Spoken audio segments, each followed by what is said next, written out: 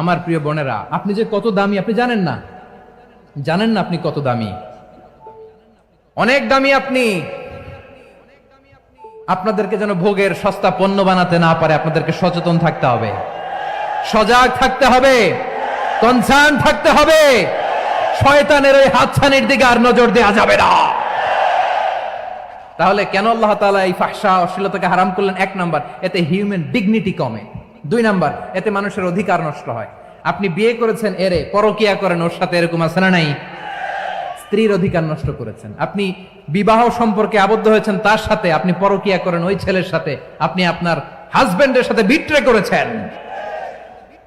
এজন্য আল্লাহ অশ্লীলতাকে হারাম করেছে। অশ্লীলতাকে হারাম করার আরেকটা কারণ হচ্ছে আল্লাহ তাআলা এই হিউম্যান জেনারেশনকে এটাকে প্রিজার্ভ করতে চায়। হিফজুন নাসল, এটা মাকাসিদুশ শরিয়ার অনেক গুরুত্বপূর্ণ একটা মাকাসিদ, অনেক গুরুত্বপূর্ণ।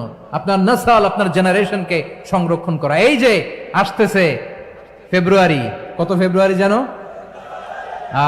এটা কি বিশ্ব ভালোবাসা দিবস? হ্যাঁ, কি দিবস?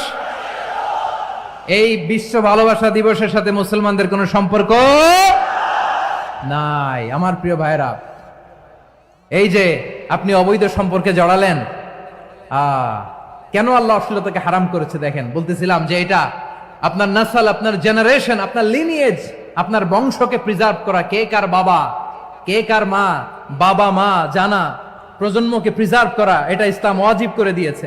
এই যে অবৈধ সম্পর্কের কারণে, বিশ্ব বেহায়া দিবসের কারণে, এগুলোর আউটকাম, আউটপুট হিসেবে মাঝে মাঝে এই ঢাকা মেডিকেলের ডাস্টবিনে নবজাতকের বাচ্চার কান্নার আওয়াজ শুনতে পাওয়া যায়।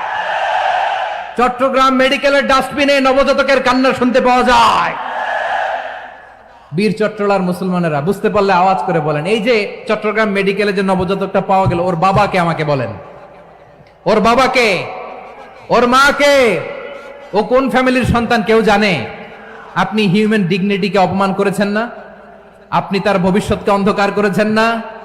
আপনি তার লিনিয়েজকে প্রশ্নবিদ্ধ করে দিয়েছেন না? এই জন্য আল্লাহ তাআলা অশ্লীলতাকে আমাদের জন্য হারাম করে দিয়েছেন। পড়েন সুবহানাল্লাহ।